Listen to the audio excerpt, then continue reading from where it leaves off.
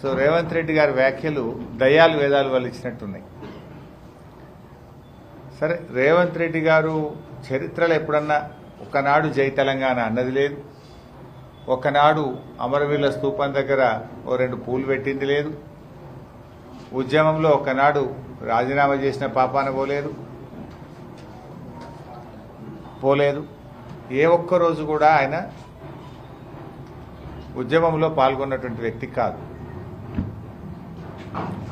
ఇవాళ ఆయన మాట్లాడే వ్యాఖ్యలు అంటే డిసెంబర్ 9వ తేదీ తెలంగాణ ప్రకటన వచ్చిందంటే అది కేసీఆర్ గారి ఆమరణ దీక్ష ఫలితం, తెలంగాణ ప్రజల పోరాట ఫలితం.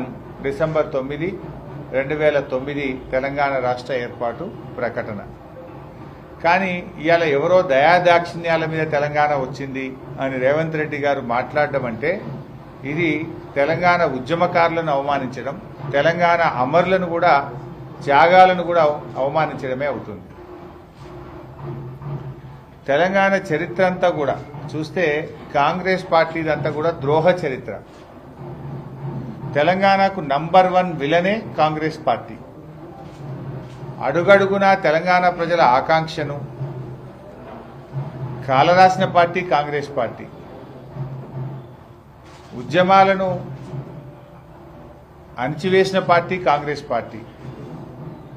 ఎంతో మంది ప్రాణాలను బలిగొన్న పార్టీ కాంగ్రెస్ పార్టీ. అసలు మొట్టమొదలు ఆంధ్రప్రదేశ్తో కలవము, మా రాష్ట్రం మాకే ఉండాలంటే కూడా ఆనాడు ఆంధ్ర నాయకుల లాబీయింగ్కు తల ఒగ్గి ఉన్న తెలంగాణను ఆంధ్రాలో కలిపిందే కాంగ్రెస్ పార్టీ.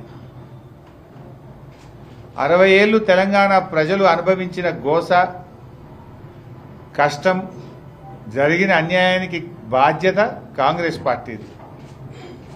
ఫజల్ అలీ కమిషన్ సిఫార్సులను తుంగలో దొక్కింది నెహ్రూ గారి రాజ్యమైతే 69 ఉద్యమాన్ని ఇనుపకాలతో తొక్కింది ఇందిరమ్మ రాజ్యం. అసెంబ్లీ ముందు అమరవీరుల స్తూపం ఏదైతుందో ఆ స్తూపమే కాంగ్రెస్ జరిపిన దమనకాండకు గుర్తుగా అసెంబ్లీ ముందు అమరవీరుల స్తూపం ఉంది. ఆ స్తూపం కింద బుల్లెట్లుంటాయి.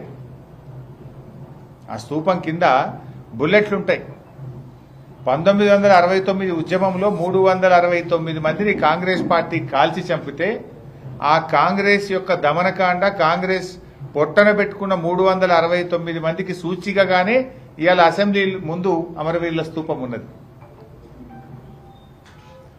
జై తెలంగాణ అన్న పాపానికి, నేరానికి అదొక నేరం కింద 369 మందిని కాల్చి చంపింది కాంగ్రెస్ పార్టీ కాదా? ఆ రోజు తెలంగాణ ప్రజాసమితిని చెన్నారెడ్డి గారి నాయకత్వంలో ప్రజలు గెలిపించి తమ ఆకాంక్షను కేంద్ర ప్రభుత్వానికి చాటి చెప్పితే తెలంగాణ ప్రజాసమితిని కాంగ్రెస్లో విలీనం చేసుకొని తెలంగాణ ప్రజల ఆకాంక్షల్ని కాలరాసింది కాంగ్రెస్ పార్టీ. ఏ నాయకునికి పదవి రాకపోయినా తెలంగాణ పేరిట దుకాణం పెట్టాలి, పదవి రాగానే దుకాణం బంద్ చేయాలి. ఇది కాంగ్రెస్ పార్టీ నాయకుల చరిత్ర. ఎందుకంటే కాంగ్రెస్ పార్టీ మొదటి నుంచి కూడా మీరు అన్యాయమే చేసిండ్రు. వద్దంటే తెలంగాణను ఆంధ్రలో కలిపిండ్రు. ఫజల్ అలీ కమిషన్ రిపోర్ట్ను బుట్టదాఖలు చేసిండ్రు. 69 ఉద్యమంలో 369 మందిని కాల్చి చంపిండ్రు. ఆ తర్వాత ప్రజాసమితిని 11 ఎంపీలు గెలిపిస్తే వాళ్ళను కాంగ్రెస్లో కలుపుకొని ప్రజల ఆకాంక్షల్ని కాలరాసిండ్రు. ఇది కాంగ్రెస్ చరిత్ర. 2001లో కేసీఆర్ గారు పార్టీ పెట్టకపోతే, కేసీఆర్ పోరాడకపోతే అసలు తెలంగాణ మాటే లేదు కదా. 2001లో కేసీఆర్ పార్టీ పెట్టకముందు తెలంగాణ శాసనసభలో, ఆంధ్రప్రదేశ్ శాసనసభలో తెలంగాణ పదం నిషేధించిండ్రు. ఎవరన్నా